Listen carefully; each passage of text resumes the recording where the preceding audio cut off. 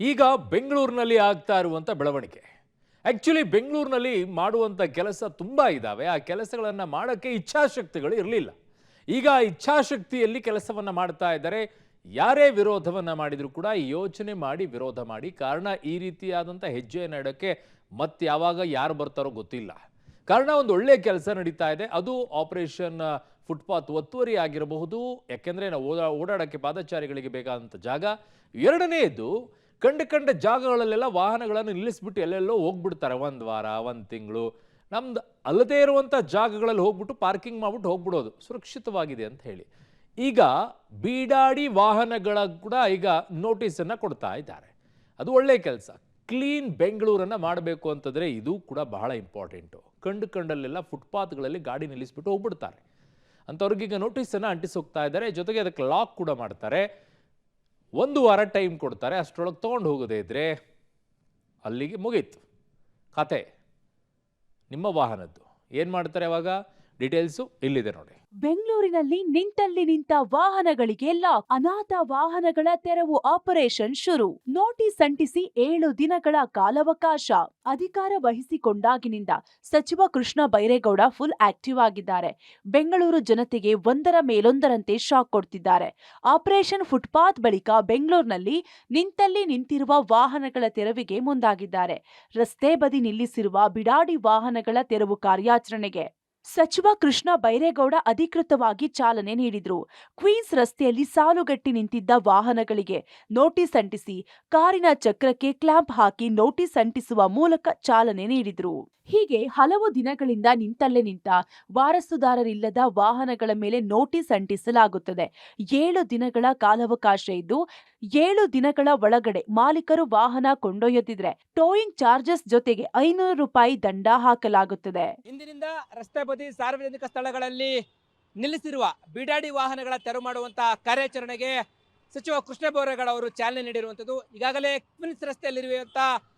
Queens ರಸ್ತೆಯಲ್ಲಿ ಸಾಲುಗಟ್ಟಿ ನಿಂತಿದ್ದಂತಹ ಬಿಡಾಡಿ ವಾಹನಗಳಿಗೆ ನೋಟಿಸ್ ಅಂಟಿಸಿ ತೆರವು ಮಾಡೋದಕ್ಕೆ ಈಗ ಮುಂದಾಗ್ತಾ ಇದ್ದಾರೆ. ಗಮನಿಸಬಹುದಾಗಿದೆ, ಇಲ್ಲಿ ಇವೆಲ್ಲವೂ ಕೂಡ ದೀರ್ಘಕಾಲದವರೆಗೂ ತುಂಬಾ ದಿನಗಳನ್ನು ನಿಂತಿರುವಂತಹ ವೆಹಿಕಲ್ಗಳು.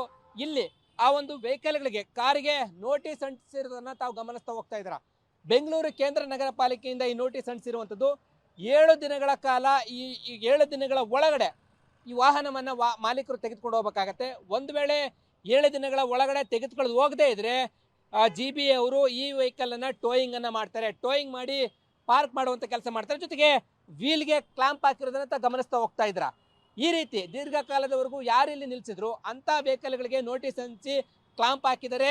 ಜೊತೆಗೆ 7 ದಿನ ಒಳಗಡೆ ಬಂದ್ರೆ 500 ರೂಪಾಯಿ ದಂಡವನ್ನು ಹಾಕಿ ಮಾಲೀಕರಿಗೆ ವಾಹನವನ್ನು ಕೊಡ್ತಾರೆ. 1581 ಬಿಡಾಡಿ ವಾಹನಗಳ ಗುರುತು. ನಿಮ್ಮ ಸ್ವಂತ ಜಾಗದಲ್ಲಿ ಪಾರ್ಕ್ ಮಾಡಿಕೊಳ್ಳಿ. ಎಲ್ಲಂದ್ರಲ್ಲಿ ನಿಲ್ಲಿಸಲು ರೋಡ್ ಗುಜರಿ ಜಾಗ ಅಲ್ಲ. ವಾಹನಗಳ ಟೋಯಿಂಗ್ ಬಗ್ಗೆ ಪ್ರತಿಕ್ರಿಯಿಸಿದ ಸಚಿವ ಕೃಷ್ಣ ಬೈರೇಗೌಡ, ಬೆಂಗಳೂರಿನಲ್ಲಿ ಸದ್ಯಕ್ಕೆ 1581 ಬಿಡಾಡಿ ವಾಹನಗಳನ್ನ ಗುರುತು ಮಾಡಲಾಗಿದೆ. ಮೊದಲು ರಸ್ತೆ ಬದಿ ದೀರ್ಘಕಾಲ ನಿಲ್ಲಿಸಿರುವ ವಾಹನ ಮಾಲೀಕರಿಗೆ ದಂಡ ಹಾಕಲಾಗುತ್ತೆ. ಪಾದಚಾರಿಗಳ ಓಡಾಟಕ್ಕೆ ತೊಂದರೆಯಾಗದಂತೆ ಇಂತಹ ಕ್ರಮ ಜರುಗಿಸಿದ್ದೇವೆ ಎಂದ್ರು. ಸದ್ಯ ವಾಹನಕ್ಕೆ 1 ವಾರದ ನೋಟಿಸ್ ಅಂಟಿಸುತ್ತೇವೆ. ಬಳಿಕ 1 ವಾರದ ನಂತರ ತೆಗೆದುಕೊಂಡಿಲ್ಲ ಅಂದ್ರೆ ಟೋಯಿಂಗ್ ಮಾಡ್ತೇವೆ. ಆಗ ದಂಡ ಕಟ್ಟಿ ಬಿಡಿಸಿಕೊಳ್ಳಬಹುದು. ಆಗ್ಲೂ ಬರದಿದ್ರೆ ಹರಾಜು ಹಾಕ್ತೇವೆ ಎಂದಿದ್ದಾರೆ. ಜನರು ಸಹ ಎಲ್ಲಂದ್ರಲ್ಲಿ ತುಂಬಾ ದಿನಗಳಿಂದ ನಿಂತ ವಾಹನಗಳ ಬಗ್ಗೆ ನಮ್ಮ ಗಮನಕ್ಕೆ ತರಬಹುದು ಎಂದಿದ್ದಾರೆ. ಅಲ್ಲದೆ ನಿಮ್ಮ ಗಾಡಿಯನ್ನ ಮನೆಯಲ್ಲಿ ಸ್ವಂತ ಜಾಗದಲ್ಲಿ ಪಾರ್ಕ್ ಮಾಡಿಕೊಳ್ಳಿ.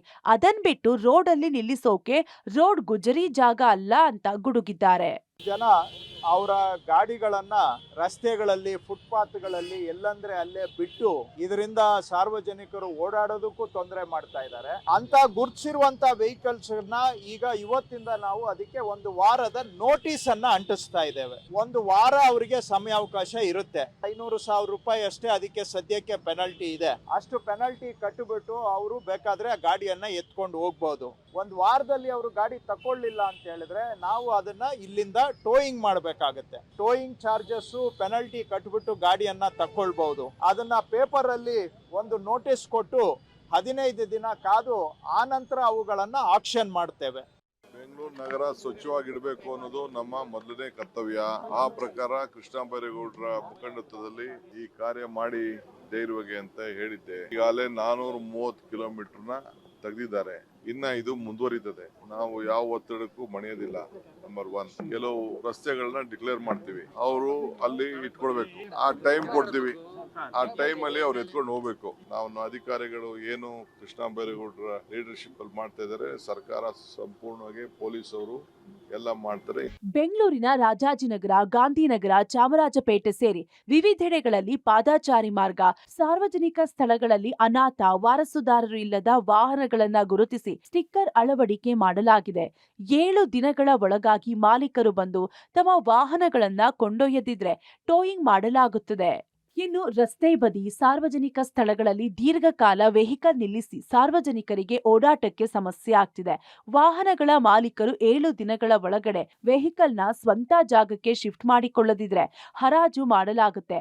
ವಾಹನಗಳನ್ನ ಟೋಯಿಂಗ್ ಮಾಡಿ ಒಂದು ಕಡೆ ಪಾರ್ಕ್ ಮಾಡಲಾಗುತ್ತೆ. ಇದಕ್ಕಾಗಿ ಬೆಂಗಳೂರು ದಕ್ಷಿಣದಲ್ಲಿ 7 ಜಾಗಗಳನ್ನ ಗುರುತು ಮಾಡಲಾಗಿದೆ. ವಾಹನಗಳ ನಿಲುಗಡೆಗಾಗಿ ಜಾಗ ಗುರುತು: ಬನ್ನೇರುಘಟ್ಟ ರಸ್ತೆಯ ಫೋರ್ಟಿಸ್ ಆಸ್ಪತ್ರೆ ಬಳಿ ಇರುವ ಜಾಗ, ರಾಗಿಗುಡ್ಡ ಮೆಟ್ರೋ ನಿಲ್ದಾಣ ಬಳಿಯ ಪ್ರದೇಶ, ಕದಿರೇನಹಳ್ಳಿಯ ನಿರುಪಯುಕ್ತ ಮೈದಾನ, ಹೊಸೂರು ಮುಖ್ಯ ರಸ್ತೆಯ ಎಇಸಿಎಸ್ ಲೇಔಟ್ ಬಿ ಬ್ಲಾಕ್ನ ಜಾಗ, ವಿಜಯ ಬ್ಯಾಂಕ್ ಲೇಔಟ್ನ ಜ್ಞಾನಪ್ಪನಹಳ್ಳಿ ಬಂಡೆ ಬಳಿ ಇರುವ ಜಾಗ, ಯಲಚೇನಹಳ್ಳಿ ಮೆಟ್ರೋ ನಿಲ್ದಾಣದ ಬಳಿ ಇರುವ 2 ಎಕರೆ ಜಾಗ, ಬಿಟಿಎಂ ಲೇಔಟ್ ಪೊಲೀಸ್ ಕ್ವಾರ್ಟರ್ಸ್ ಒಳಭಾಗ. ಈ ಜಾಗಗಳನ್ನ ಟೋಯಿಂಗ್ ಮಾಡಿದ ವಾಹನಗಳ ನಿಲುಗಡೆಗೆ ಪಾಲಿಕೆ ಅನುವು ಮಾಡಿಕೊಟ್ಟಿದೆ. ಒಟ್ಟಾರೆ ಇಂದಿನಿಂದ ದೀರ್ಘಕಾಲದವರೆಗೆ ನಿಂತಲ್ಲೇ ನಿಂತ ವಾಹನಗಳ ಆಪರೇಷನ್ ಶುರುವಾಗಿದ್ದು, ಈ ಕಾರ್ಯಾಚರಣೆ ಮುಂದಿನ ದಿನಗಳಲ್ಲಿ ಹೇಗೆ ನಡೆಯಲಿದೆ ನೋಡಬೇಕಿದೆ. Lokesh, public TV, Bengaluru.